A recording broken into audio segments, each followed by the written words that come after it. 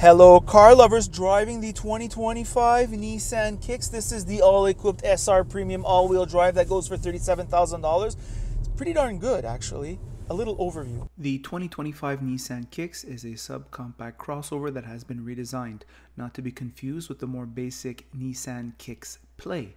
There are 4 versions of this Kicks. The first 2, all-wheel drive is optional. The last 2, all-wheel drive is standard. The exterior is all new and leads to a more spacious interior. Base model with all-wheel drive starts at $31,520 plus a bunch of taxes. You get wireless phone charging, AC, heated steering wheel, 17-inch steel wheels, 2-liter 4-cylinder engine, 141 horsepower, 140 pounds of torque, 8.4 liters in the city, 6.9 liters on the highway, or 2734 mpg. It is basic. In Nissan speak, there are 4 models: the S, the SV, the SV Premium, and the SR Premium. We get the SR Premium. It costs $38,500 plus all the various taxes. It comes with a leather heated steering wheel, unique 10-speaker Bose sound system, leatherette and cloth seats that are really comfortable, fancy digital dash, simple but large infotainment, a crazy panoramic roof, and simple driving aids. Alright, so we're back. What to say about this vehicle? Well, this is very good. I'm just going to start off by preface that if we look at the media reports of Nissan in the last few years, there's a general malaise. There's a general, it's downbeat, right? Nissan has had in the past 20 years a little bit of a drop in reliability versus the 20 years before that. It also has problems, if you want, with its image. There were things where you've had a lot of mechanics after a long time, they took the cars apart and they didn't like that. We are car reviewers and we don't look at the corporate situation. We don't look at these things as much as perhaps we should. I like to look at the product that I have in front of me and report on it, all right? This Kicks is very good. We'll start with the exterior styling, which is happy. There's a happy yellow color. There are other colors available. And I'll leave it at that. It's a little bit high.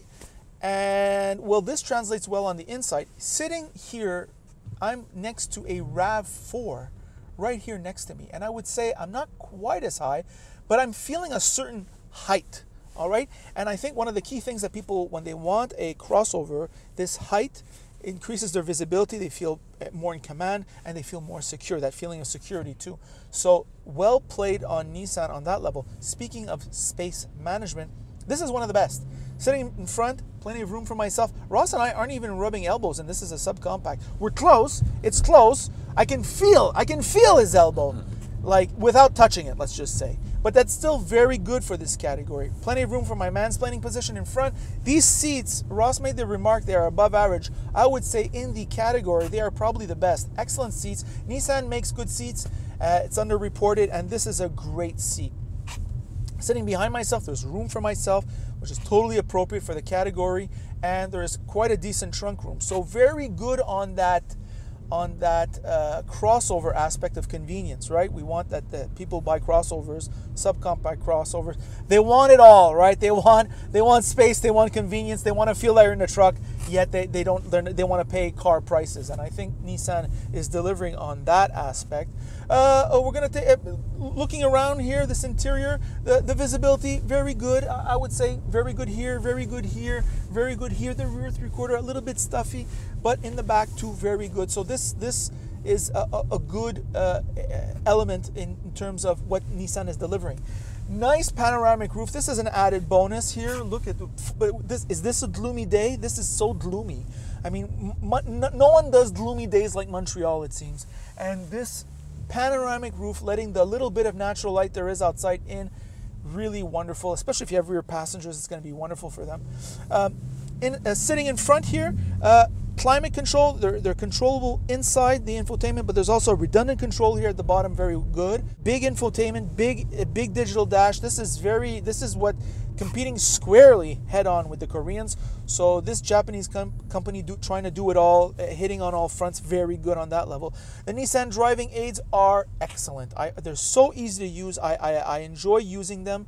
I was using them before on the highway. Was doing a great job. You just press the blue car, press down, setting the speed, and you're off to the races. That's very good on that level. On the horizontal surfaces, you don't have piano black. There is piano black a little bit elsewhere, a little bit here on this horizontal surface, but I mean, really, this is above average. Very good Nissan on that level. A few horizontal surfaces, but not many. Here, like they avoided it here in these high traffic areas. Wind noise is relatively subdued on the highway. They went for the innovation. All right, here we have the Personal Plus Bose system where you have the speakers in the air, and what Nissan allows you to do in this easy to consult infotainment is adjust the sound level for yourselves. So I was doing it before with Ross, and I think like center, like at the midway, maybe a little bit to not.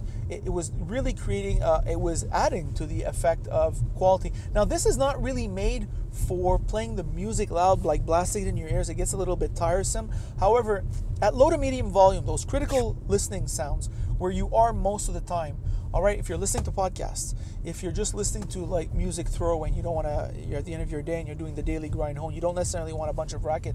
I think it increases the listening quality. The drivetrain, I would say, is extremely average. You have a CVT, which certainly feels like it, which has had in the past 2 decades quality issues, I would say. Of course, all manufacturers say that they've solved the problem since.